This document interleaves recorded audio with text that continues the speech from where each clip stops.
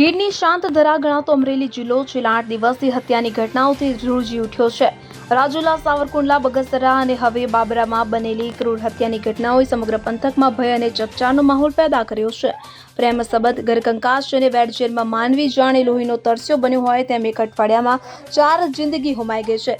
જિલ્લાના બાબરા તાલુકાના કરિયાણાની થી જીવા પર જવાના માર્ગ પર ગતરોજ હૃદયદ્રાવક ઘટના બની હતી કે જેમાં વિંછિયાના ફુલઝર ગામનો ભરત ઉગ્રેજીયા નામનો યુવાન પોતાની કાર લઈ પસાર થઈ રહ્યો હતો। દરમિયાન અજાણ્યા શખ્સોએ તેને આંતર્યો હતો, જે બાદ તીક્ષ્ણ હથિયાર વડે ભરતભાઈના ગળાના ભાગે જીવલેણ ઘા ઝીકી દેવામાં આવ્યા। હત્યા બાદ 2 કલાક સુધી મૃતદેહ રસ્તા પર પડ્યો રહ્યો હતો કે જેનાથી પંથકમાં દહેશત વ્યાપી ગઈ છે। આ ઘટનાની જાણ થતાં જ સ્થાનિક પોલીસ તાત્કાલિક સ્થળ પર દોડી આવ્યા હતા અને મૃતકના મૃતદેહને પોસ્ટમોર્ટમ અર્થે બાબરા સિવિલ હોસ્પિટલ ખાતે ખસેડી સમગ્ર મામલે તપાસ હાથ ધરી છે।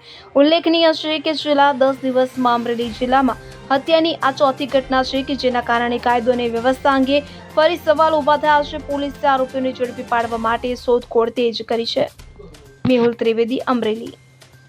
હવે જુઓ દેશ દુનિયાની તમામ ખબરો તમારી આંગળીના ટેરવે। ઉઠાવો મોબાઈલ અને ગૂગલ પ્લે સ્ટોર પરથી ડાઉનલોડ કરો અમારી CN24 ન્યૂઝ મોબાઈલ એપ।